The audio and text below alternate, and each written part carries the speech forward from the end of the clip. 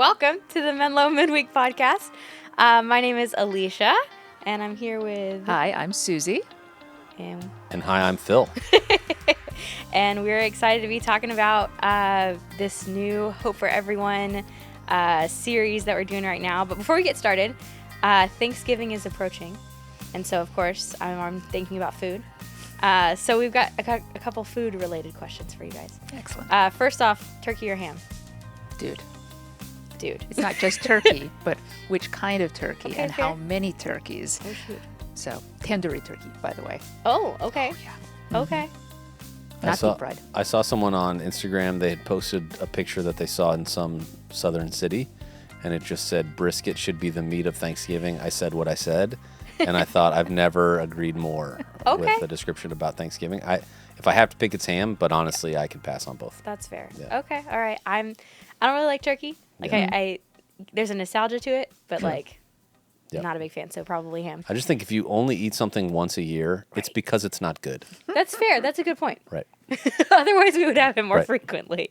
What about sides? Do you have a go-to side dish? I do. Okay. I do. You can do Brussels sprouts 3 ways. Did you know that? Ooh, I did not. Yes, you can. They're sweet, they're savory, and then they're spicy. Ooh, spicy Brussels sprouts. That know. sounds fun. Nice. Alyssa's a big fan of Brussels sprouts. That's Okay. like her go-to. I would say I'm, very Midwest, like great mashed potatoes, great mac and cheese are like staples. And if gravy counts as a side It at does. Thanksgiving, Yes, totally. I went to a place, Alyssa and I, when we moved to Seattle after grad school, a very sweet family welcomed us for Thanksgiving, and everything looked normal. It was like a Norman Rockwell painting. It was incredible. And they had no gravy. What? We never had Thanksgiving at their house again. Yeah, that's fair. It's like, this is not I acceptable. think that's a wise Yeah. decision. I'm mashed potatoes. Like literally, if you just gave me a full plate of mashed potatoes for Thanksgiving, I'd be fine. I don't Yeah. need anything else. Oh, yeah. And stuffing.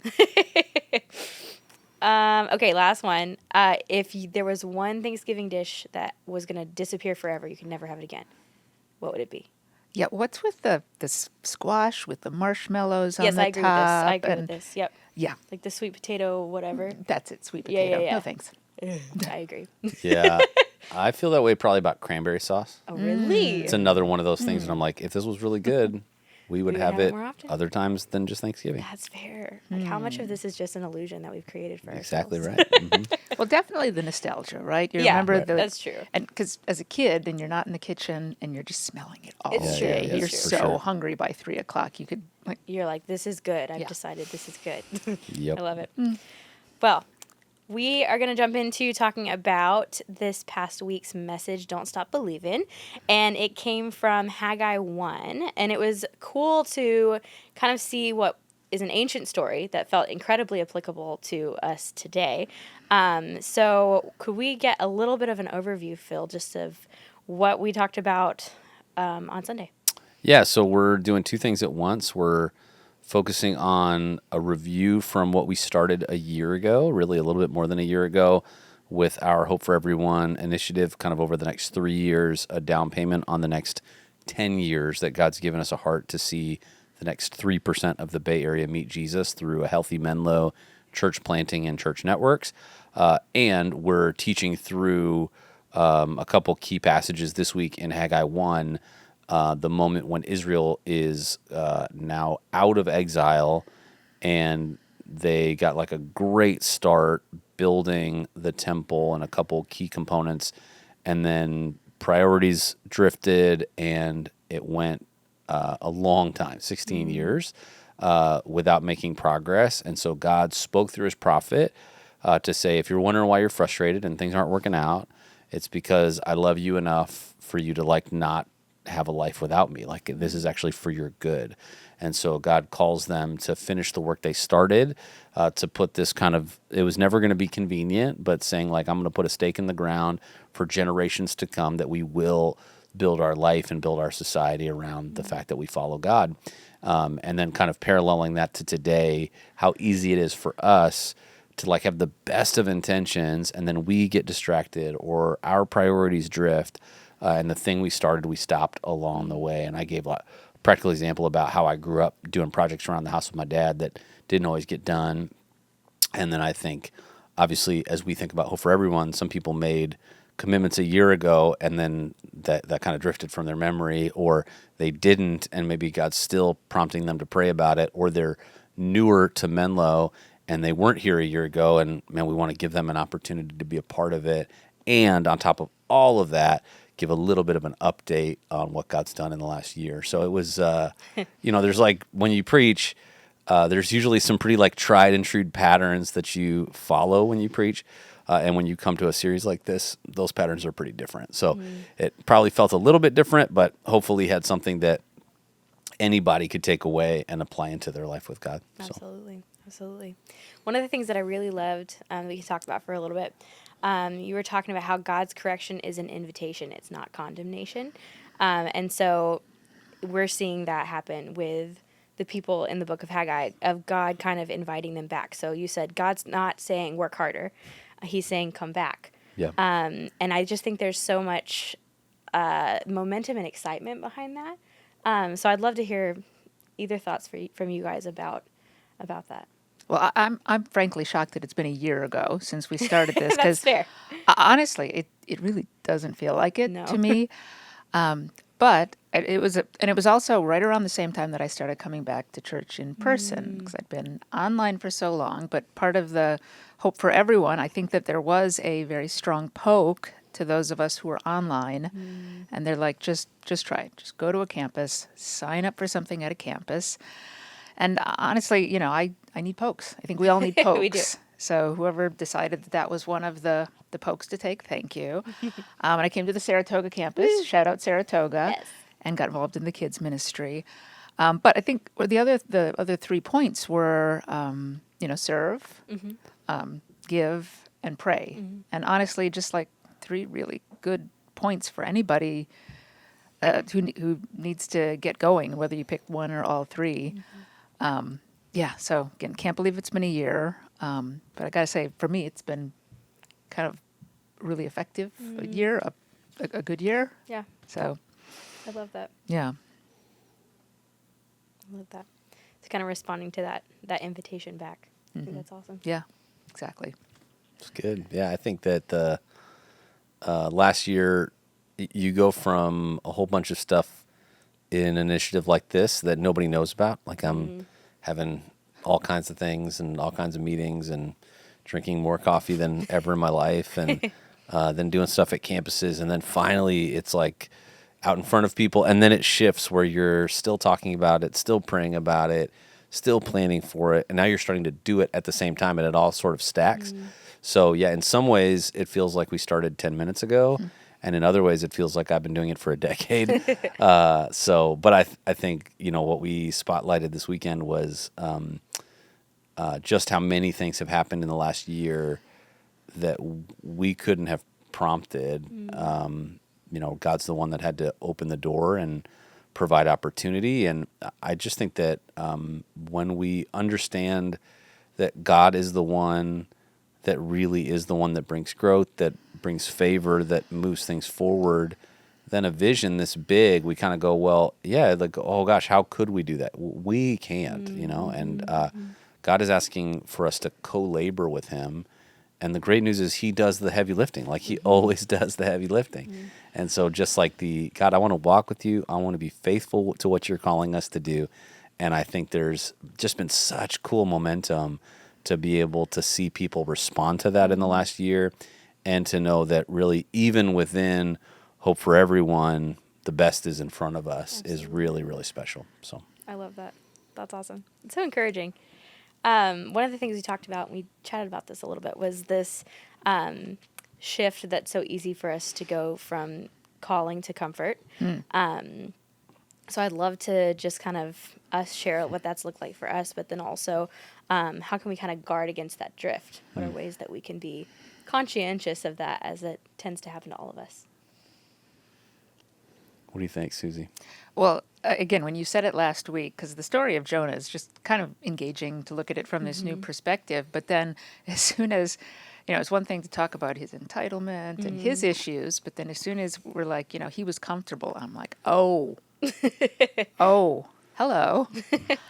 Because life is stressful, and you're like, self-care, right? There's this whole urge that you have to have self-care, but it's just a fuzzy line when you've just gotten into this habit of self-care where all of a sudden everything's about comfort. And if something feels uncomfortable, because, boundaries, right? It's Sure. okay to say no, but then you find yourself, like, default is no, right? So that's kind of what this woke up in me. So again, discernment, right? I need discernment. When is it okay to say no? When am I saying no, like, by default? Sure. When am I just shutting down something, going, oh, I don't feel like it, like, a lot. I'm shutting a lot of stuff down because I don't feel like it. Yeah, And so I need to, open up. I think part of it is like knowing yourself too, to know, hey, my propensity is I'm going to over-index on boundaries for my comfort. For other people, they're going to over-index on being a workaholic. Sure. And so I think trying to just walk with greater self-awareness in the midst of that discernment to know what is it that God's calling me to do. But certainly I think our culture has this funny back and forth of workaholism and then comfort. Almost becomes this like rationalization. I can go crazy on comfort. I can go crazy on leisure. I can go crazy on self-medication. I can go crazy on numbing tendencies because I've worked hard. I like sort of deserve it. And I think about, the funny example of this is, what was that movie? Wall-E with Yeah. the people and the thing, and they're all on these like little scooters, and they're all just like giant and can't do anything because they didn't have to do anything. Right. And we're on the tipping point of that. Like, we already can tell very practically that one of the areas that, the term cognitive offload, like we've cognitively offloaded stuff to AI, and the early results, especially for adolescent brains, is that it's having a negative impact on the ability to learn, on even just cognitive activity.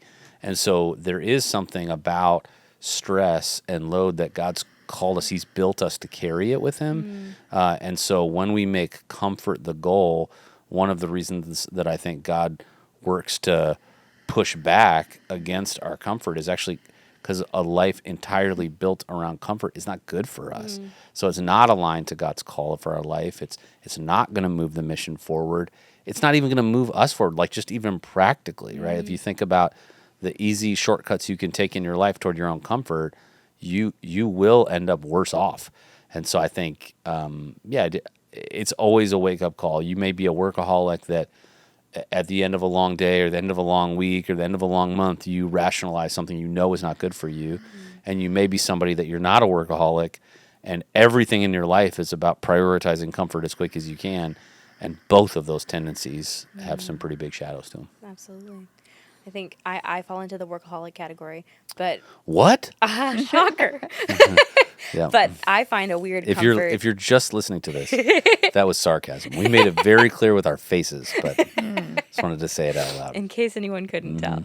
I fall into that category for sure, but I find like a weird comfort in the workaholism itself as well. So it's kind of like, I think obviously we all do, but it's just kind of interesting how it kind of manifests for different people. I was having a conversation with a colleague today, and his wife was giving him a hard time because he's like describing his hobbies, and his wife's like, "Those aren't hobbies. Like, reading a book that helps you with work is not a hobby. That's still work." Dude. Like, okay, let's everybody calm down. Like, Take a deep breath. yeah, That's great. I think it was something I loved from the sermon that I kind of connects to all of this is the idea of like considering your ways. Because I think that's kind of what we're doing right now as we're talking about this is we're considering like how do we do this? What ways do we drift into this? And ultimately I think that's like self-awareness, but it's also spiritual awareness. Because to truly be, we want to consider our ways, and the Spirit empowers us to like really see the different parts of our heart. But I'm curious, like, how both of y'all have practiced considering your ways and what that's looked like on a practical level for you. Yeah. So again, in the last year, been a couple of different practices that we picked up. Because I used to just like roll out of bed, get out my to-do list, tick, tick, tick, tick, and try and just stuff as much stuff in as possible. And it was somebody in my life group shared this book called Jesus Calling, Yep. right? And I'm just like, okay, that's my first thing. The roll out of bed, the start the coffee maker, but That's the first thing. and and so just letting that be the little slowdown. And then after that, again, trying to have a little bit of the to-do list is still very valuable. Yep. But to try and have that be tempered by hopefully inviting of, a little co-pilot or autopilot or whatever it is, so that it's not just me feeling like I have to, like I need to, and just maybe shifting it into what am I meant to and what is right for me. Sure. So I would say that's been the biggest change in the last year, and overall, it's been Yeah. really great. That's great. Yeah. Yeah. What about you, Phil? There's a preacher line from years ago I may have mentioned on the podcast before, but that there's kind of a pattern we see in Jesus' life in his earthly ministry that he would divert daily. So some of what you were just talking about. It's like pull back. What does it look like for me to do? I have a couple rhythms where I'm doing that a couple times a day. Withdraw weekly. And so obviously for the Jewish people, that was a Sabbath rest. What does it look like to carve out time in your week? For me, that happens a couple different ways where I'm able to look back at the week that I just experienced, look forward in a prayerful way. I've incorporated a couple other weekly rhythms in recent days. I'm doing a sort of faith formation book with our 2 teenagers, and that's like been a fun add to that same day. And then abandon annually. So like, what does it mean to actually get away when Jesus would go to a completely different place? And so I think for me, those are helpful rhythms to remember, because if for me it's just a daily practice, it's still easy for me to stay. I might invite Jesus into the day, but if my day-to-day schedule or weekly schedule is unsustainable, I will often still do the unsustainable pace of my day or week, as opposed to when I pull away once a week or a couple times a year, all of a sudden I'm like looking at the whole system of my life, and I feel like God is able to go, hey, dummy. I mean, he's not saying dummy. He's going, hey, my beloved child, would you just see you're causing unintended harm by the way that you're approaching this relationship, by the way that you're pursuing ministry here, by the way you're showing up with your family. And so I think the thing about consideration and the word we've talked about in recent weeks, repentance, is we have this idea that I need to consider my life when I choose to follow Jesus. I need to repent. I'm going to turn from my way to God when I turn to Jesus. And then we go, okay, I did that. It's done. And it's one of those things that you do it once, but that one time is just the first time. Like you're actually doing it if you're a follower of Jesus all the time. And you're figuring out what are those rhythms of consideration, really of repentance, because the next step from consider is to go to change. And I think when we give God margin in our life, he doesn't just give us perspective, he gives us power to do it. Yeah, that's good. I love that. I think too, kind of connects a little bit to, we were talking about like investing in eternity and like eternal investment, and even those kinds of like practices that we're doing within ourselves are eternal investments, right, in our relationship with God and in his development of us. But as we are kind of looking at what it means to invest eternally, do you guys have kind of advice or wisdom for listeners as they're like trying to keep eternal investment in focus when there's so many distractions, there's so many things that pull us, family and career and just the craziness of the world and all these different things?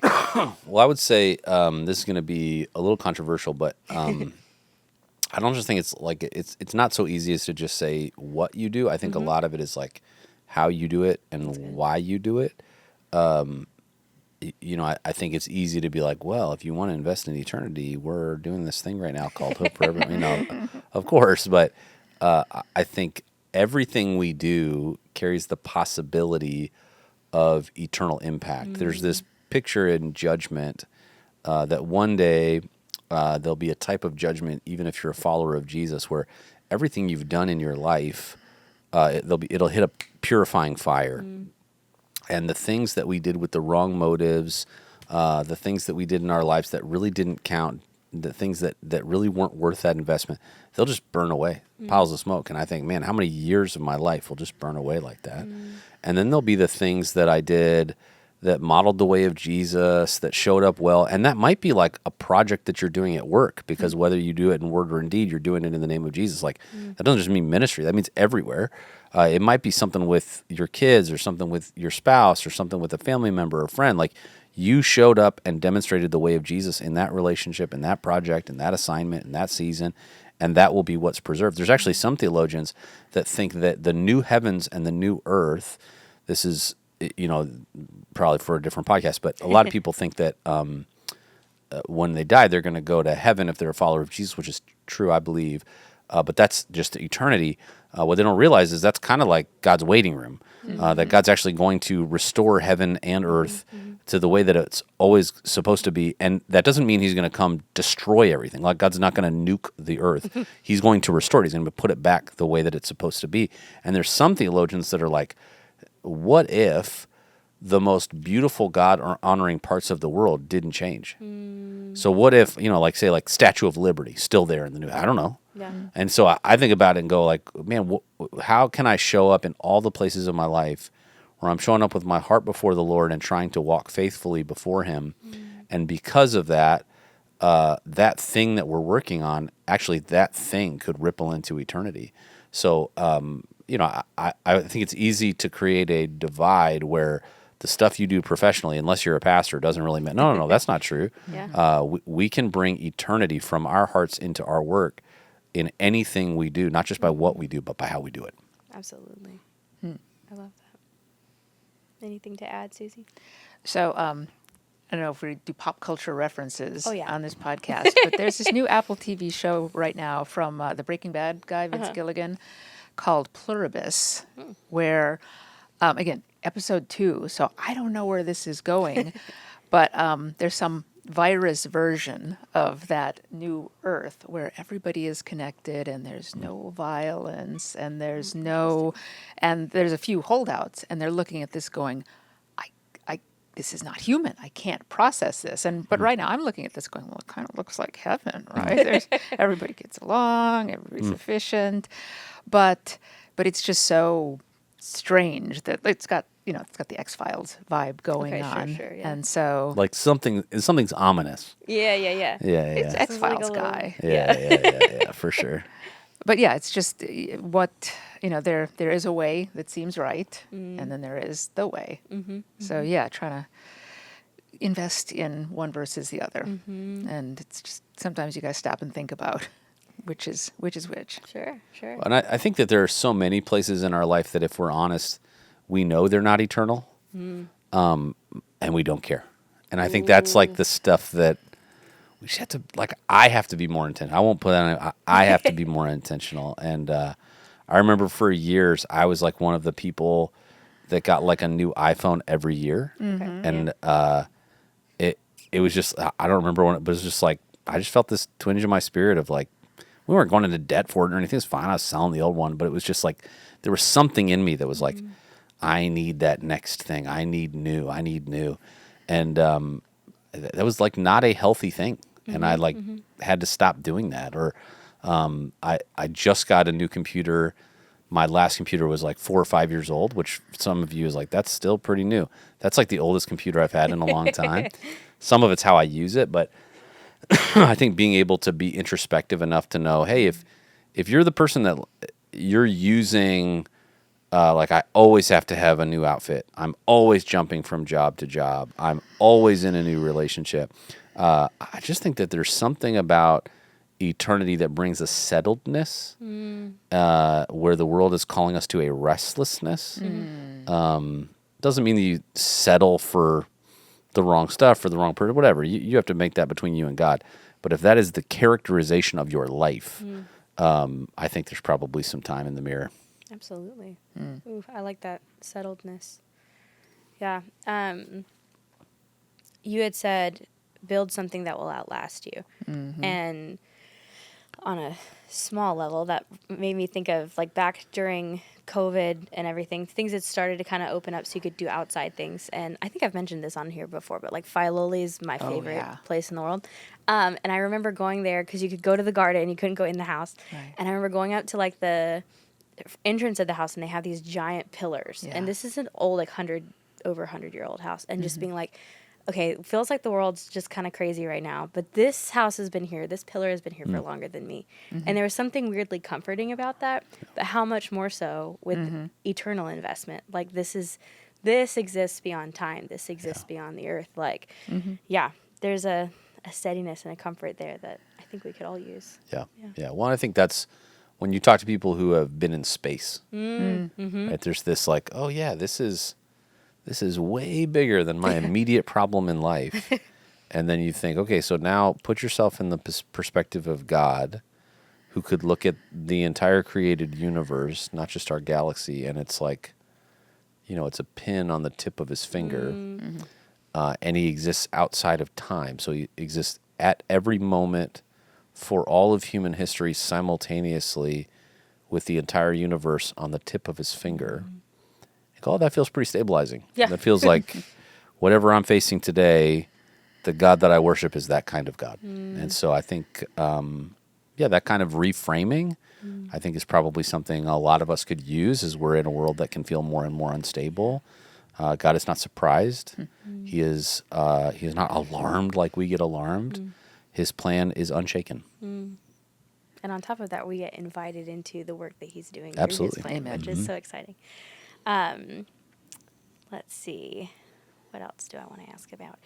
One of the things I thought was cool, this came from the Haggai passage, but is talking about you're taking all this wealth that you have and you're putting it in a bag that has holes in it.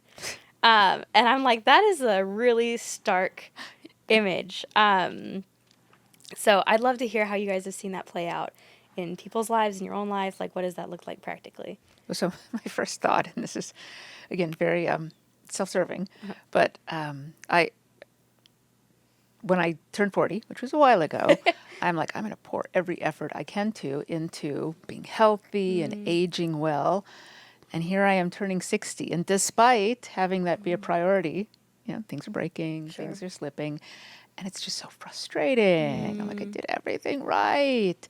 And then I'm like, oh, this is, it's just not how things work. Sure. Right? Sure. Yeah. So, that was my, again, very, was not proud that was my first thought, but there Hey, it was. that's real. Yeah. I mean, I do think there's a nature to this life in a broken world where everything is a bag with holes in it, right? We actually have a term for it. We call it entropy. Yeah. Like that. Actually, what we're describing when we're describing empathy or entropy is the consequences of living in a world with sin in it. That's what entropy is. And so every system, if you throw the ball and it bounces against the wall and comes back at you, it's going to come back a little bit less every time. So I think in some ways that's every part of our lives. But then I think there are ways that we do that even more so, where you're like, hey, that person in my life that I'm living without boundaries with, and they keep sabotaging our relationship, and they keep betraying people, and they keep gossiping, and I keep going back for more. Like, well, I mean, you're putting your heart in a bag with holes in it. Yeah. Like, it's just not a good idea. What does it look like to set good boundaries? Or people that are like, oh man, I remember it's kind of calmed down. Maybe it's just my algorithm has changed, but I feel like a few years ago there were just a group of people on my social media feed, and they were always going from multi-level marketing scam to multi-level marketing scam. Oh, And so every few months it was just like, oh man, I found this life-changing insert product that does this thing. And they spend all this money and they try to like look like they're being incredibly successful. But I know these people.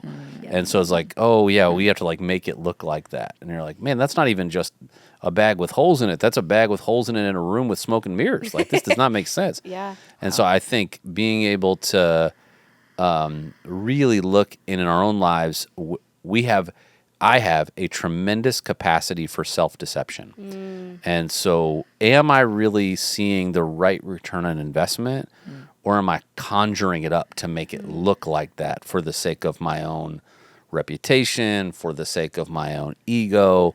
And I think, that's a dangerous path to go unchecked in our life. Yeah, absolutely. Ooh, that's good. That's convicting. Suzy made me say it. I would have never. Look at Suzy. Suzy. Yeah. I love it. Well, I would love to talk a little bit about Hope for Everyone, and specifically what it looks like to build something collectively together as our community, because that's basically what we're looking at doing. And like in the book of Haggai, we get to kind of like, build Phil, you talked about the temple represents the presence of God, right? So this is God's relationship with his people. And then in this investment, we're investing in God's relationship with people and people having a relationship with him. So, I would love to hear your thoughts on what that looks like, and also just things that you're excited about with Hope for Everyone.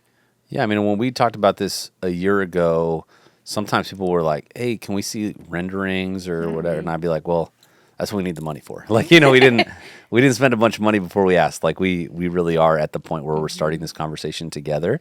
And so we knew a little bit about what some of the improvements were like because we did some of them at Saratoga, so we could give people a point of reference.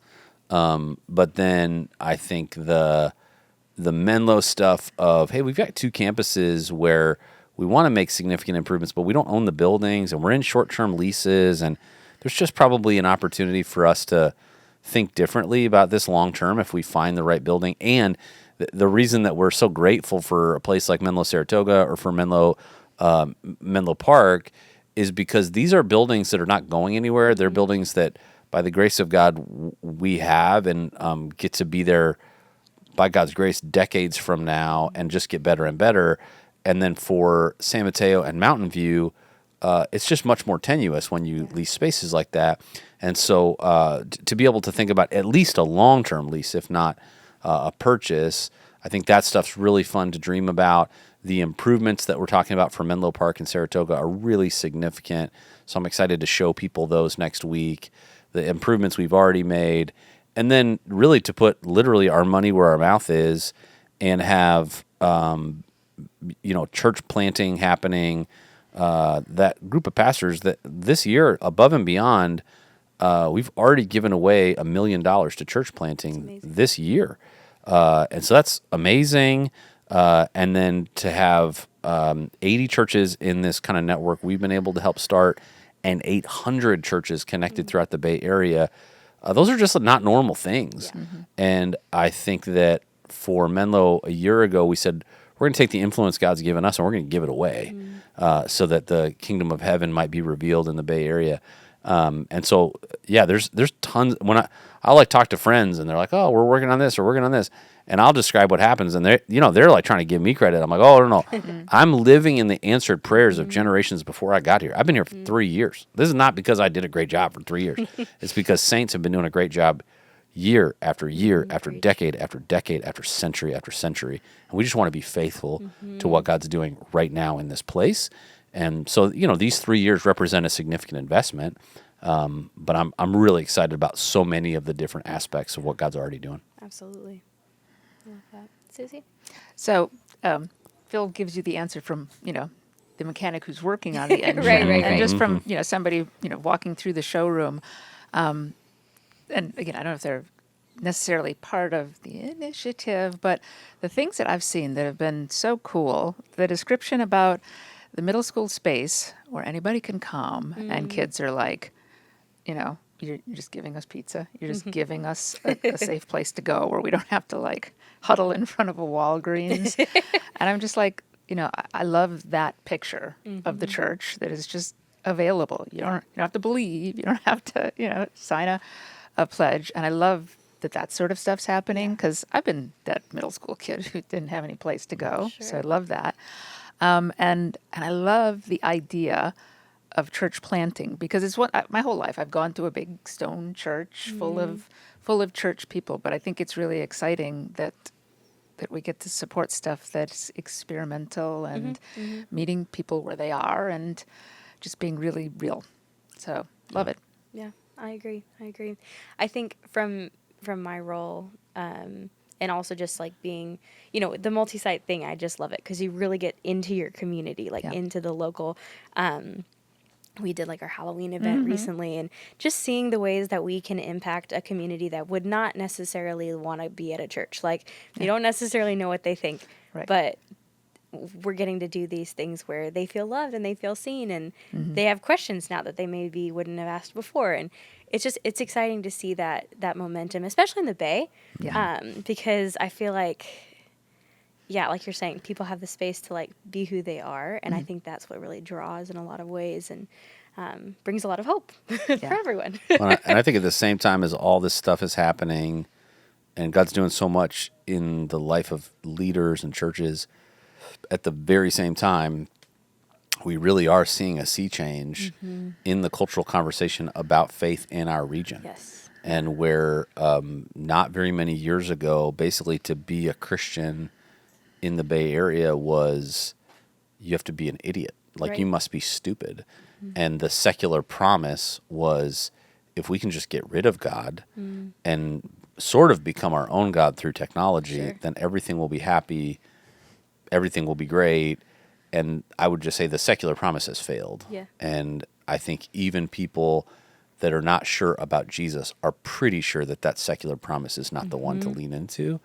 And I think that God has given us such a unique pocket to be able to speak into that, to say there is a fresh perspective that there may be a legitimacy to the faith of Jesus that, again, we couldn't conjure that up. Right. God just did that. And so we want to be faithful to the work he's already been doing. I love it. So exciting.